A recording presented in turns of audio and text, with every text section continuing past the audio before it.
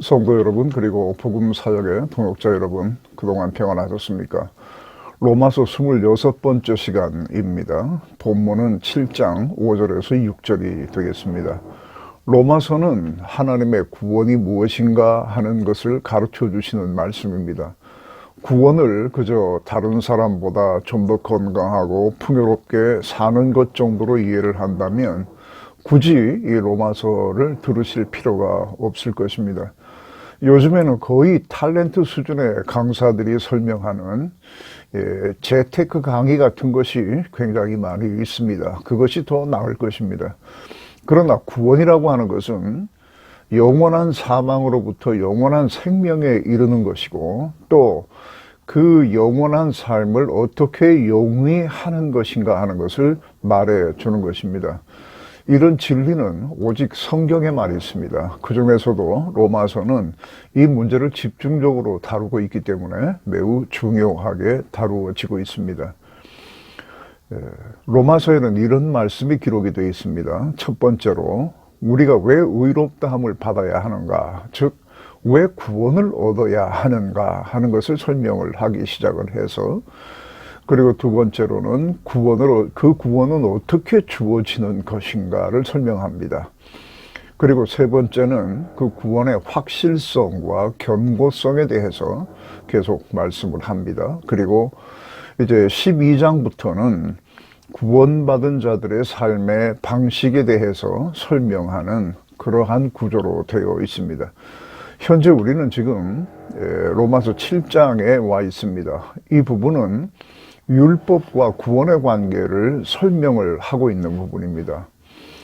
바울은 구원을 설명할 때에 죄에 대하여 죽었다, 혹은 율법에 대하여 죽었다는 말을 반복합니다. 여기서 죽었다고 하는 말은 관계가 끊어진 것을 의미하는 겁니다. 그래서 그 영향을 전혀 받지 않는 영역으로 옮겨졌다고 하는 것을 말하기 위해서 죽었다는 말을 사용을 하고 있습니다.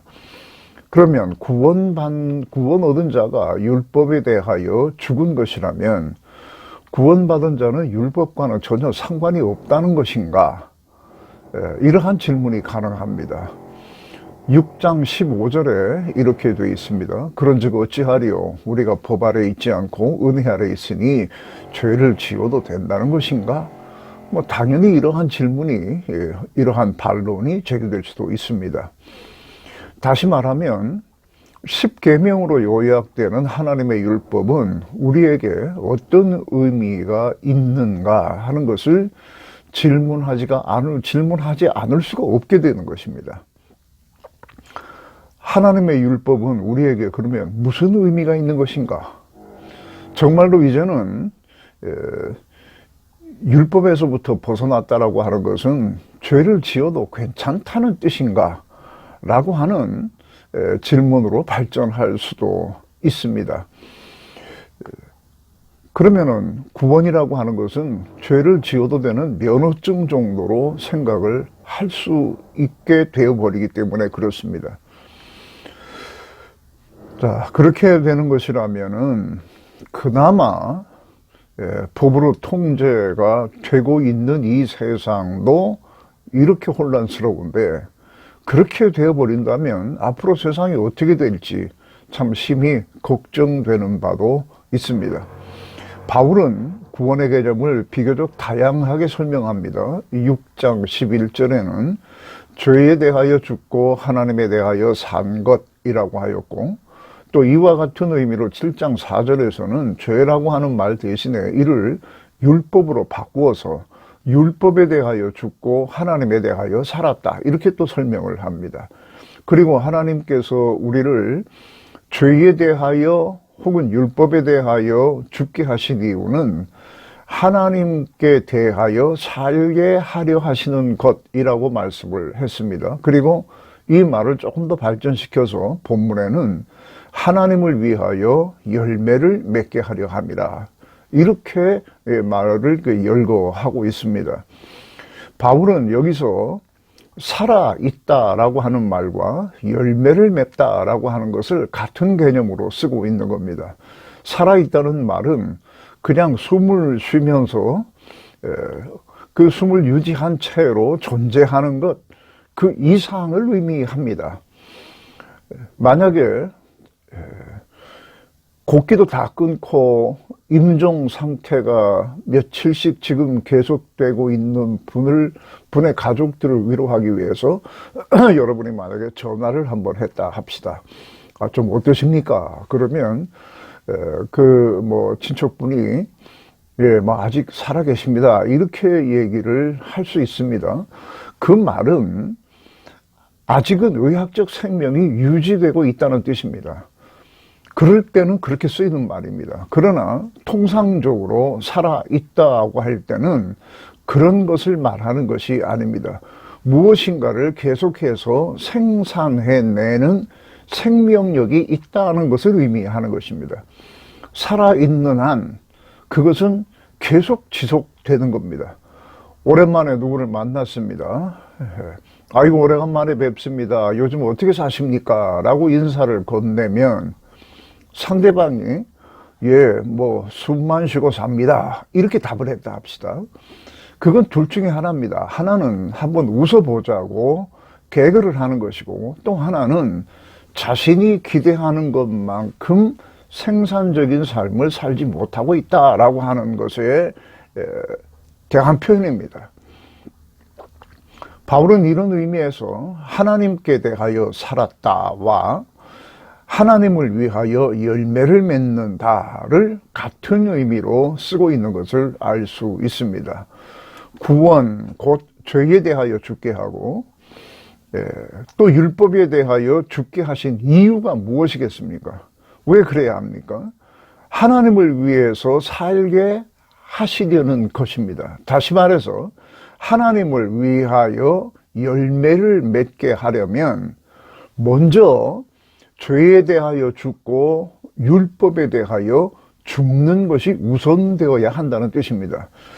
이와 같은 화법으로 말한다면 7장 1절부터 4절의 말씀과 같이 결혼이라고 하는 것은 남편은 아내를 위해서, 아내는 남편을 위해서 열매를 맺는 삶이 시작된 것과 같은 것입니다. 하나님을 위하여 열매를 맺는 새로운 삶을 살기 위해서는 반드시 선행되어야 할 것이 있다는 것을 다시 한번 강조합니다. 죄에 대하여 죽고 율법에 대하여 죽어야 합니다. 이 말씀을 잊지 마시기를 바랍니다. 이것이 현재 나의 삶과 별 상관이 없는 원리처럼 들리지만은 절대로 그렇지 않습니다. 이제 이것이 왜 그렇게 중요한 것인지를 말씀을 드리겠습니다. 혹시 이 말씀이 여러분이 생각해 오시던 것과 다른 면이 있다면 여러분들의 생각을 바꾸셔야 됩니다. 자, 여기서 튀르키예 얘기를 잠깐 해보겠습니다. 튀르키예 지진으로 정말 고통스러운 일들이 꼬리를 물면서 발생하고 있습니다. 그래서 우리나라 교회들도 하나님께서 그 땅을 위로해 주시기를 기도하고 있습니다. 사실 하나님은 우리의 기도보다 더 먼저 앞서가셔서 그들을 위로하고 계시는 것이 분명합니다. 하나님은 항상 그렇게 하시는 분이기 때문입니다. 아무리 주어도 부족하겠지만, 그래서 세계 각국에서 이런저런 것들이 지원되고 있습니다. 이것이 하나님의 위로의 한 방편일 수 있습니다. 여러분의 교회도 어떤 방식으로든 이것에 동참하고 계실 겁니다. 그러나 사실 이러한 도움은 다 한계가 있습니다. 아무리 도움을 주어도 그들이 필요한 것을 다 채울 수는 없습니다. 얼마 지나지 않아서 이제 그곳 선교사들이나 땀을 흘리면서 뛰어다닐 뿐 TV의 뉴스는 다른 것들로 채워질 것이고, 그러면 사람들의 기억에서 점점 사라질 것입니다. 사람의 기억에서 사라지는 것은 특별한 어떤 그 행사를 하지 않는 한 참 쉽게 이루어집니다. 사람들이 잊고 있는 사이에도 상당히 긴 시간 동안 그들의 처절한 고생은 이어지게 될 것입니다. 아마 지금 그 피해 지역에 근거지를 둔 사람들 가운데서 40대 이상의 사람들은 온전한 회복을 보지 못할 수도 있습니다. 많은 사람들의 관심과 도움도 분명히 하나님께서 위로하시는 방법의 하나입니다. 그러나 하나님의 위로는 그것만이 아닙니다. 그것은 그러한 지원이라든가 이런 것들은, 관심 이런 것들은 언젠가는 사라지게 될 것이고, 남는 것은 그들의 고통만 남게 될 겁니다. 내 평생에 가는 길이 잔잔한 강 같을 때도 있지요. 그러나 큰 풍파가 일어날 때도 있습니다. 그 풍파가 일어날 때는 누구도 어떻게 해줄 방법이 없습니다. 이때에 하나님의 위로는 어떤 사람들의 손길을 통해서 올 수도 있겠지만은, 그러나 그것이 다 끊어졌다 하더라도 그 위로는 멈춰지지 않습니다. 야곱이 아무것도 없이 두렵기만 한 캄캄한 베델 광야에서도 하나님의 위로를 받습니다. 사람들의 도움의 손길도 위로긴 합니다만은 그것이 없어도 하나님의 위로를 받습니다. 위로는 항상 자신을 일어서게 하고 뛸 수도 있게 하는 능력과 관련이 되어 있습니다. 우리가 잘 알고 있는 찬송가 가사에 이런 것이 있죠. 우리 서로 받은 기쁨은 알 사람이 없도다. 아는 사람만 아는 것입니다. 이러한 위로는 아는 사람만 아는 것입니다. 하나님의 위로는 결코 멈추지 않습니다. 능력 공급도 멈추지 않습니다. 그런데 구호와 지원의 손은 어느 정도 사라집니다. 이때에 튀르키예가 하나님의 위로를 받을 수 있겠는가? 우리가 기도한다고 해서 그 땅이 하나님의 위로를 그때도 받을 수 있겠는가? 저는 그전에도 그랬습니다마는 어떤 성도를 위해서 기도할 때에 하나님 위로해 주옵소서라기보다는 하나님 그가 위로받을 줄 아는 자가 되게 하옵소서라고 기도했던 기억이 많이 있습니다. 사람에 따라서, 그 사람의 신앙 정도에 따라서 기도가 이렇게도 되고 저렇게도 됐던 적이 있습니다. 오래전에 제가 목회하던 교회가 지원하는 튀르키예 교회를 방문한 적이 있습니다. 그때에 현지 교회에 그 목사 있는 그 얼도우드라고 하는 목사님과 한참 동안 대화를 나누었던 기억이 있습니다. 그들 대부분의 국민들은 종교를 가지고 있다고 합니다. 그런데 97% 내지 98%가 무슬림입니다. 그러니까 나머지 2% 혹은 3%의 사람들 중에서 기독교인도 있고 천주교인도 있고 배화교인도 있고 기타 무슨 뭐 미리종교 같은 뭐 이런 거 섬기는 사람들도 있다는 겁니다. 조금 짜게 말하면 튀르키예 전 인구의 1% 남짓이 기독교인입니다. 그 기독교인이라고 하는 사람들 중에서도 제가 그 교회 방문해서 뭐 부흥회도 해보고 뭐 다른 어떤 집회도 해봤습니다만은 그 중에는 분명히 성전 마당만 밟는 사람들도 어느 정도 포함되어 있습니다. 절대 다수가 하나님을 알지 못합니다. 그러면 그들이 어떻게 하나님의 위로를 알며 그들이 어떻게 하나님의 위로를 받겠는가 라고 하는 것이 마음속에서 자꾸 의문이 생깁니다. 하나님은 위로하십니다. 그러나 그 위로를 받을 줄 아는 사람들이 과연 몇이나 있겠는가? 오늘날 성도도 마찬가지입니다.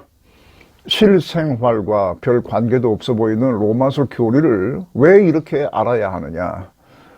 어떤 기독교 지도자는 교리를 배우는 시간에 차라리 밖에 나가서 가난한 사람들에게 밥을 퍼주겠다는 식으로 교리를 비하하였습니다.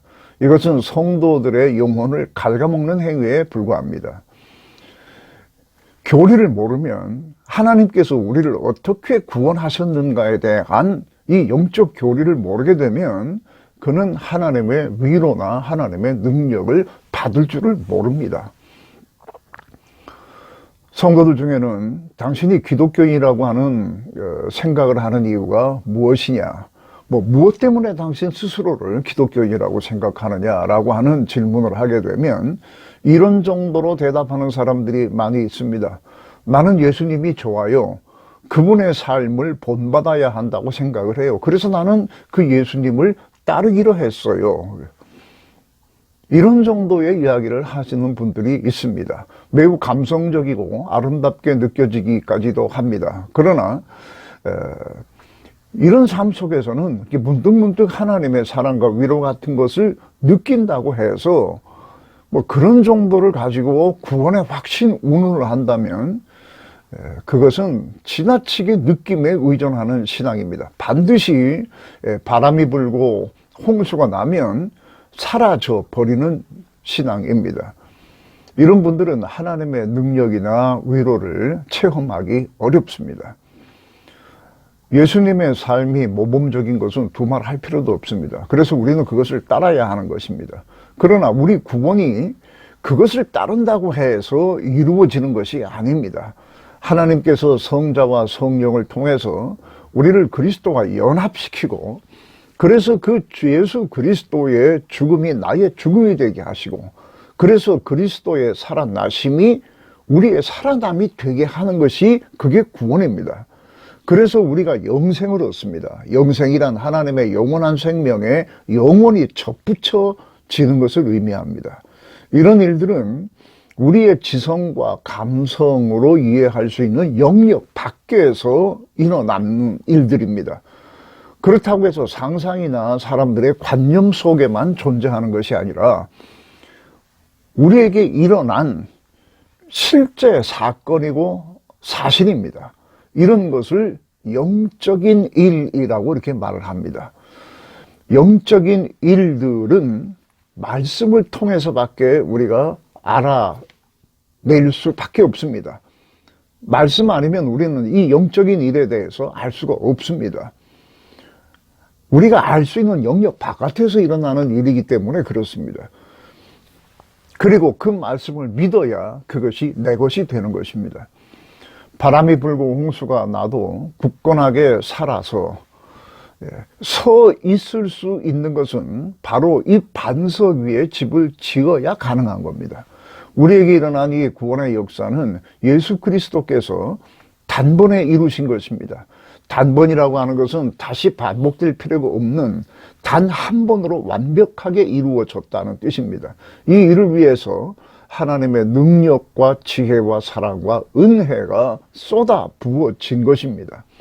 로마서 5장 6절에 이렇게 기록합니다.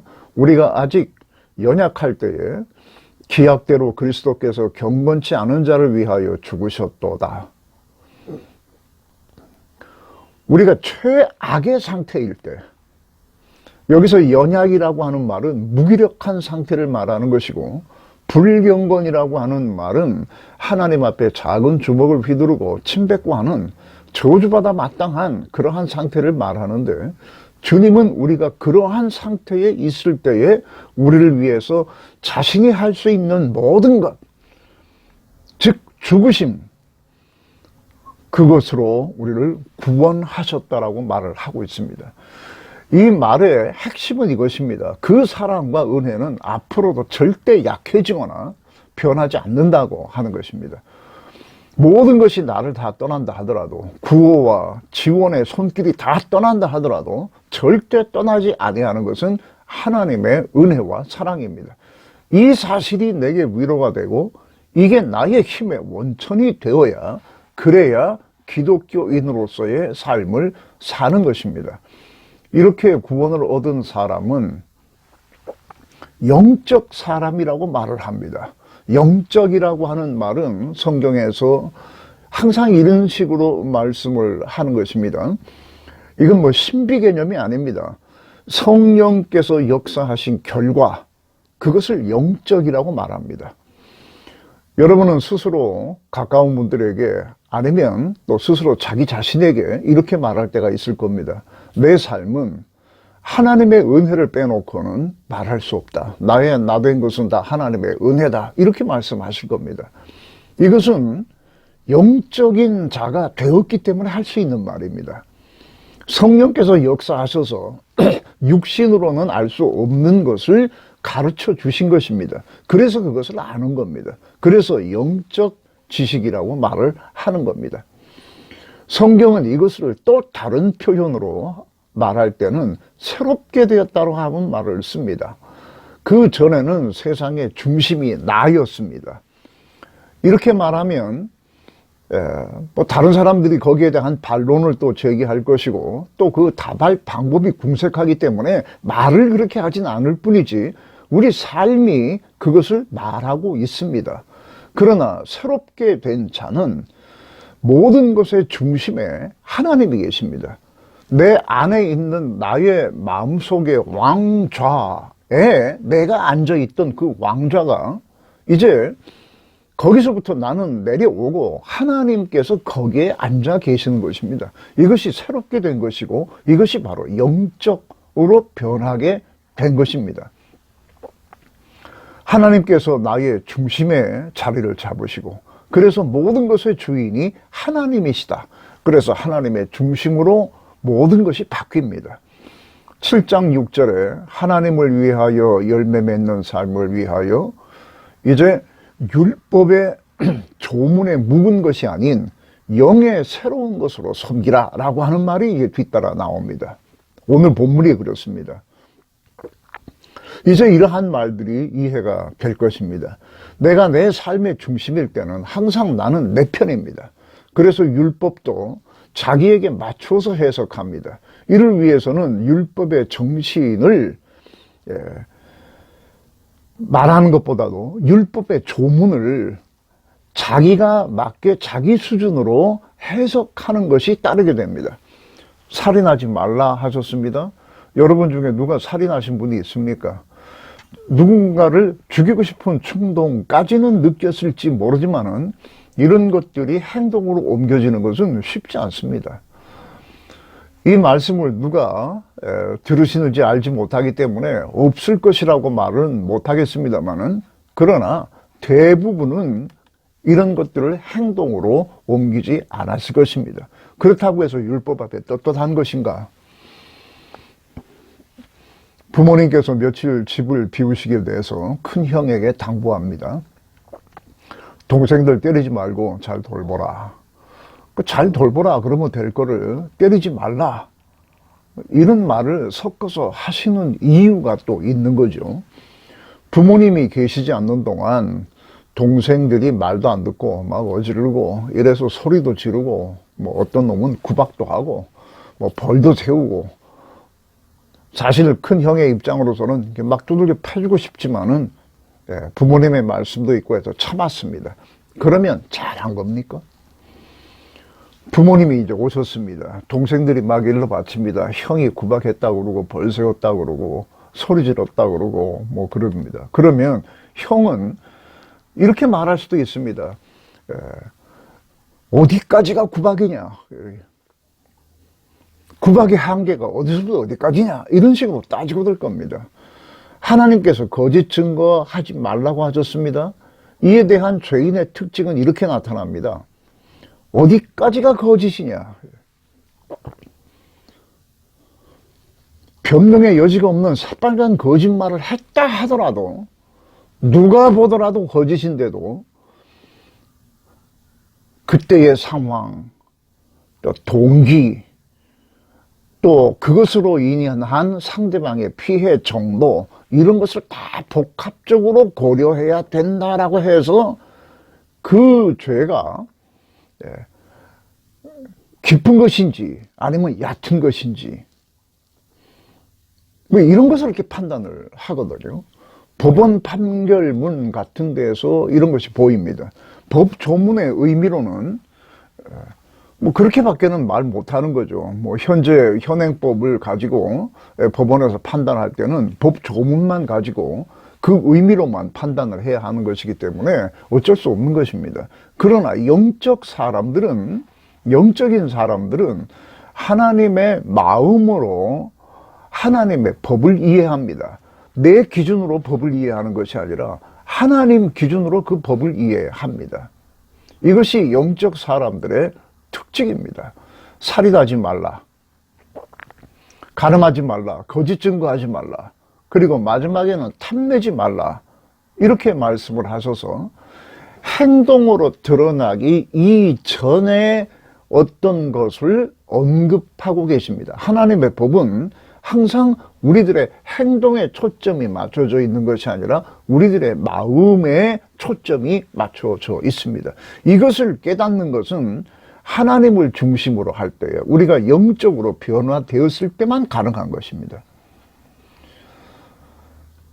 잠언 4장 23절에 보면 무릇 지킬 만한 것보다 내 마음을 지키라. 생명의 근원이 이에서 남이니라.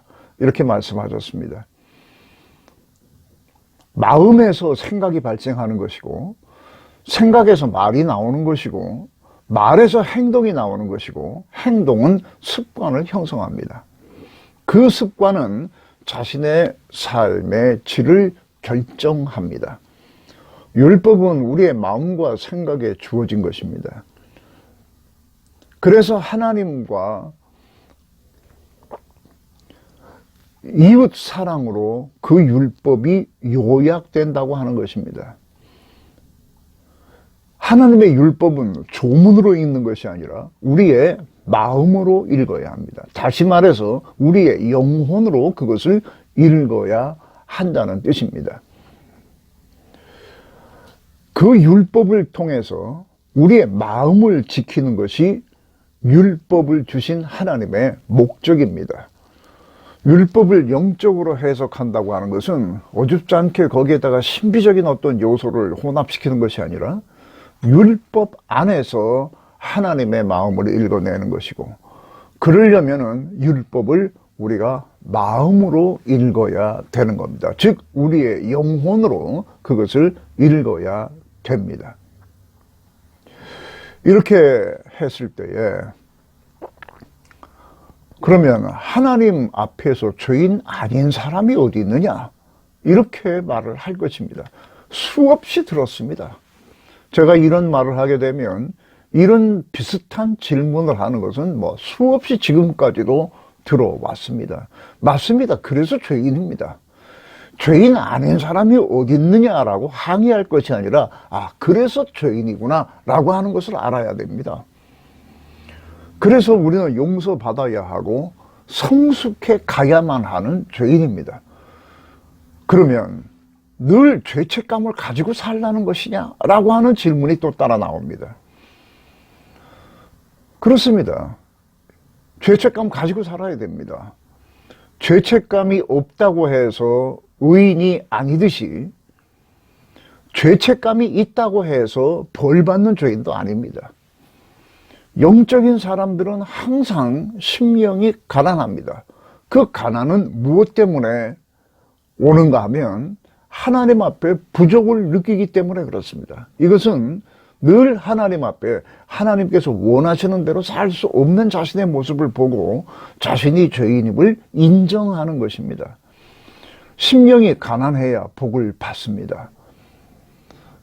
그리고 자신의 죄성으로 인해서 이러한 사람들은 항상 애통합니다.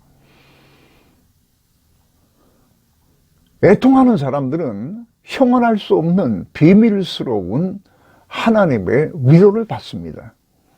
이래야 하나님의 위로를 받습니다.